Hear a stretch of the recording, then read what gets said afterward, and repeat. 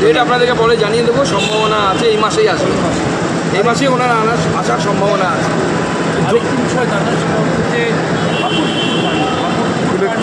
অবস্থায় গাড়ি চাপা দেওয়ার যে অভিযোগ উঠে আসছে, ওনার একজন পরিচালকের তৃণমূল কাউন্সিলরের উপস্থিতিতে নিহতের পরিবার বলছে পুলিশ শুরু থেকে এসে ধামাচাপা দেওয়ার চেষ্টা করছে, মিটিয়ে নেওয়ার কথা বলছে, সমঝোতার কথা বলছে।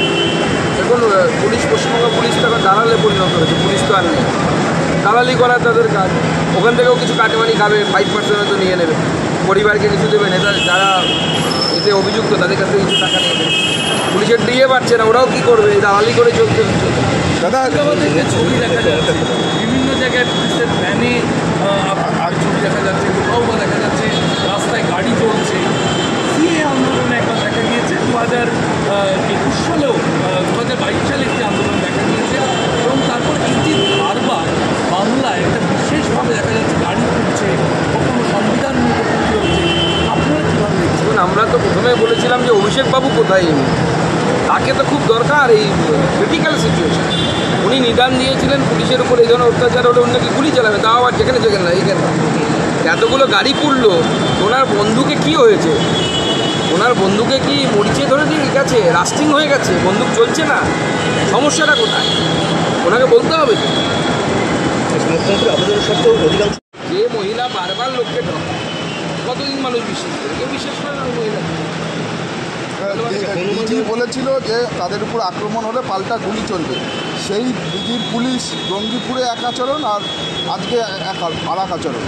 না, তো মুখ্যমন্ত্রী বলে দিয়েছে সেদিন তো রেড রোড, এটা আপনাদের সরকার, সরকার আপনাদের সাথে আছে।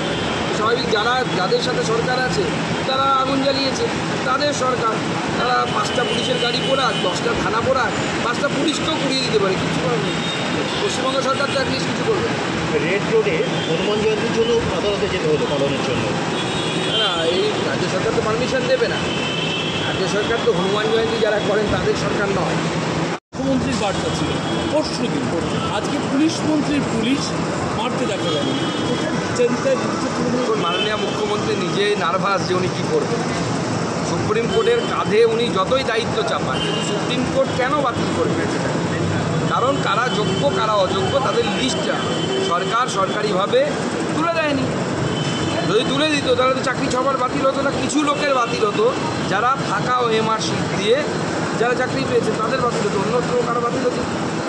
পুরোটার জন্য দায়ী যদি কেউ থাকে তার নাম হচ্ছে মমতা বন্দ্যোপাধ্যায়। মমতা বন্দ্যোপাধ্যায় চুরি করেছেন, তার দল চুরি করেছে, এবং এই চোরেদের জেলে থাকা উচিত। আমরা আদালতের কাছ থেকে আরও কড়া কিছু আশা করেছিলাম, দুর্ভাগ্যবশত হয়নি, কিন্তু আমার বিশ্বাস মানুষ একদিন না একদিন বিচার পাবে।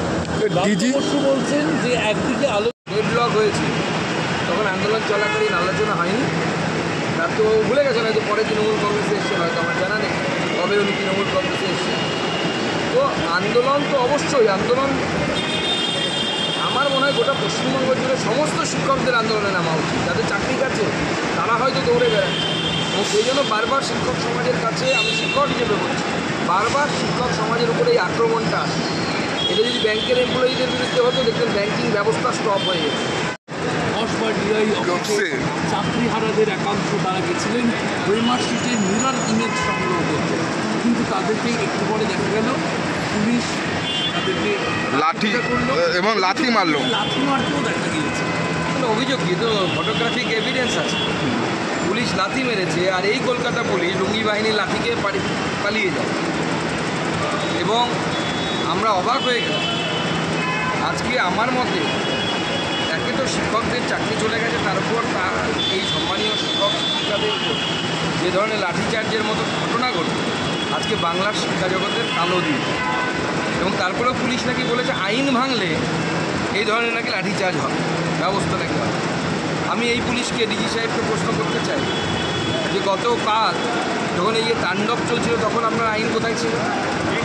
সিএর সময় যখন ট্রেন পোড়ানো হচ্ছিল, লাইনগুলোকে উপড়ে ফেলার চেষ্টা হচ্ছিল, তখন আপনার আইন কোথায় ছিল? আচ্ছা, অত দূর যেতে হবে না, অনেক দূর তো মুর্শিদাবাদ, আপনি দেখতে পারেন না, আপনার চোখে নেওয়া হয়েছে। আপনার রাজভবনের সামনে, আমার রাজভবনের সামনে 144 ধারা, বর্তমানে 163 ধারা লাগু আছে বলে আমরা সবাই জানি। সেই ধারা ভেঙে যখন অভিষেক বন্দ্যোপাধ্যায় ধর্ণা করেছিলেন, তখন আপনার আইন কি টেবিলের তলায় লুকিয়ে গেছিল নাকি অনুসারে সকাল বিকাল দুপুর সকাল দুপুর বিকেল বা রাত্রে দুটো করে হাওয়াই চটি চারটে চারটে আপনাদের এমন অবস্থা হয়ে গেছে যে আর মেরুদণ্ড বলে কিছু নেই। কমসে কম এই ধরনের কাজ করার পর নির্লজ্জের মতো মুখটা খুলবেন না, আপনার অশিক্ষাটা বেরিয়ে যায় আপনার মুখ একদিকে মুখ্যমন্ত্রী থেকে ইস্তফা দেয়। আপনারা কোনো বৃহত্তর অন্তর্ভুক্তির কথা ভাবছেন? এই বিষয় নিয়ে আমরা তো 13 তারিখে আমরা আমাদের প্রতিবাদ মিছিল বিক্ষোভ মিছিল করব। ভবিষ্যতে প্রয়োজনে আমরা জেলায় জেলায় আমরা আন্দোলন করবো, তারপরে এবং প্রয়োজনে আমরা নবান্ন অভিযানও করব। যদিও নবান্ন অভিযানের ডাক শিক্ষকরা দিয়েছে, সেজন্য আমরা নবান্ন অভিযানের কথা এই মুহূর্তে ভাবছি না, কারণ তারা যেহেতু ডাক দিয়েছে। আমাদের 13 তারিখে মিছিলের পর 16, 17, 18, 19 এই 4 দিনের মধ্যে আমরা বিভিন্ন জেলায় জেলায় আমরা বিক্ষোভ মিছিল করি। এবং প্রয়োজন যদি হয়, যদি শিক্ষকদের নবান্ন অভিযান হলো না বা কোনো কারণে বাতিল হলো, তাহলে আমরা আগামী দিনে নবান্ন অভিযান করবো মুখ্যমন্ত্রীর পদত্যাগ এবং গ্রেপ্তারের দাবি। কেন্দ্রীয় নেতৃত্বে